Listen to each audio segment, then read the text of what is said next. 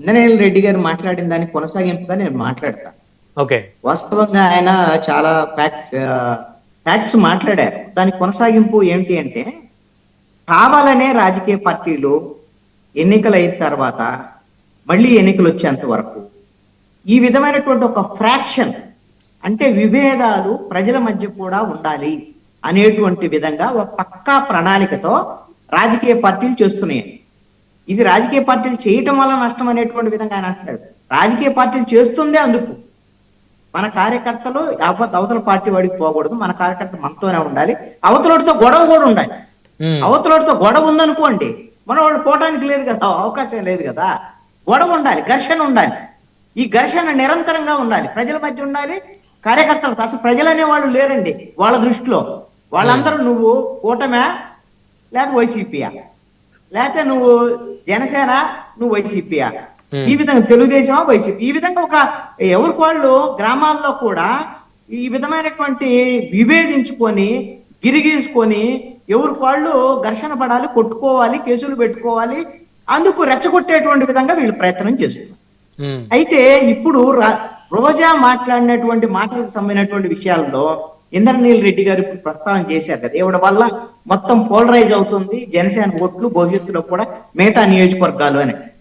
నేను మీ 99 channel debate లోనే మొన్న చెప్పాను, పవన్ కళ్యాణ్ ఇన్ని రోజుల తర్వాత పెరవలి సభలో ఎందుకు వైఎస్ఆర్ కాంగ్రెస్ పార్టీని టార్గెట్ చేశాడు.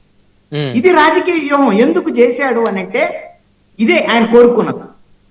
ఏంటి అని అంటే ఈ సంవత్సరం 9 నెలల కాలంలో వైఎస్ఆర్ కాంగ్రెస్ పార్టీ అంత టార్గెటెడ్ గా పవన్ కళ్యాణ్ చేయటం.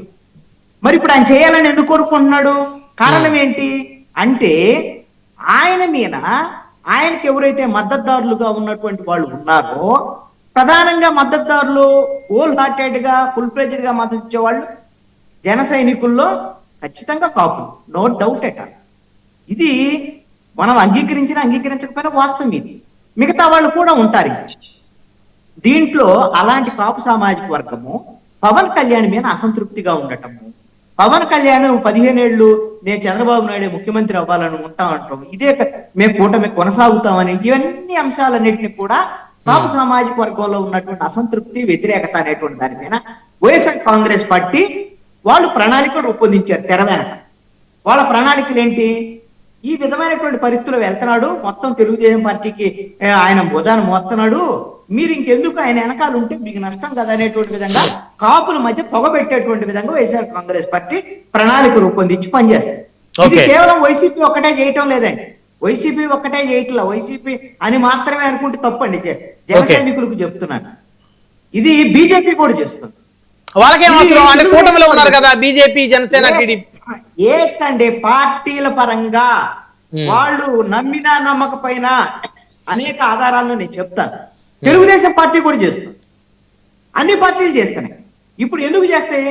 పవన్ కళ్యాణే ఉన్నాడు కదా, పవన్ కళ్యాణ్ ఉంటే కాపుల కోసం ఒక బీజేపీ వాళ్ళు ఎందుకు ప్రయత్నం చేయాలి, ఎందుకు తెలుగుదేశం వాళ్ళు ప్రయత్నం చేయాలి అని అంటే, ఇప్పుడు పవన్ కళ్యాణ్ నుంచి దూరం అయితే కాపులు ఎక్కడికి పోతారు? వైసీపీకి పోయారనుకోండి, ఎవరికి నష్టం? కూటమికి నష్టం కదా. అందుకని వాళ్ళేదో తెలుగుదేశం పార్టీలకు తెచ్చుకున్న అవకాశం ఉంటే, అదేవిధంగా బీజేపీ వాళ్ళకు కూడా, బీజేపీ మనకు కూడా ఒక ప్రత్యామ్నాయ శక్తిగా ఇక్కడ ఎదగాలి అని అంటే, రేపు పొద్దున పవన్ కళ్యాణ్ కన్నా బలమైనటువంటి శక్తిగా 2029 ఎన్నికల్లో పవన్ కళ్యాణ్ కన్నా డబుల్ సీట్లో తీసుకొని పోటీ చేయాలనే ఆలోచనలో బీజేపీ పక్కా ప్రణాళికతో పని కూడా చేసుకుంటూ వెళ్తారు. జనసేన కన్నా డబుల్ సీట్లు బీజేపీకి ఇస్తారు సార్ ఆంధ్రప్రదేశ్. డబుల్ సీట్లు వచ్చే విధంగా మీకు పక్కా ప్రణాళికతో వెళుతుంది. మీకు జరుగుతున్నటువంటి పరిణామాలు, జరుగుతున్నటువంటి కార్యక్రమాలు, వాళ్ళ బలం ఏంటి, వ్యవహారం భవిష్యత్తులో చూద్దాం మనం. డబుల్ సీట్లు అంటే 40 సీట్లు, జనసేనకి 42 సీట్లు. రాసి పెట్టుకోండి, జనసేన కన్నా డబుల్ సీట్లు బీజేపీ తీసుకోబోతుంది 2029 ఎన్నికల్లో. అంత బలంగా తయారు కాబోతుంది, అది వాళ్ళ ప్రణాళిక.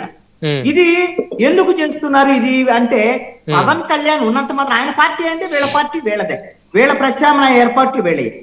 ఈ క్రమంలో పవన్ కళ్యాణ్ అసలు ఇప్పుడు స్ట్రాటజీకి సంబంధించినటువంటి అంశానికి వచ్చాం కాబట్టి, ఎక్కడికక్కడ పవన్ కళ్యాణ్ తన వెనక ఉండేటువంటి వాళ్ళని ఈ విధంగా రాజకీయ ప్రత్యర్థి వైఎస్ఆర్ కాంగ్రెస్ పార్టీయే తన నుంచి లాక్కోవాలని, తనకు దూరం చేయాలని ఎవరిని కాపుల్ని చేయాలని చూస్తుంది కాబట్టి ఉమ్, తన మీద మాటల దాడి జరిగేటువంటి విధంగా ఒక పక్కా ప్రణాళికతో పెరవలిలో ఆ రోజున ఆయన ఆ స్థాయిలో జగన్మోహన్ రెడ్డి మీద వైఎస్ఆర్ కాంగ్రెస్ పార్టీ మీద రెచ్చిపోయారు.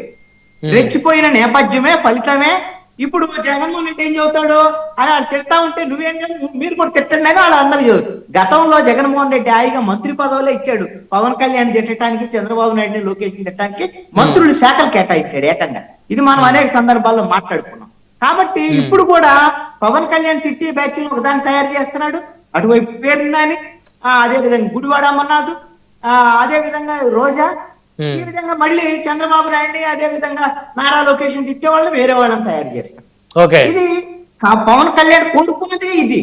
పవన్ కళ్యాణ్ చేసినటువంటి యాక్షన్ కి రియాక్షన్ వచ్చింది ఇది.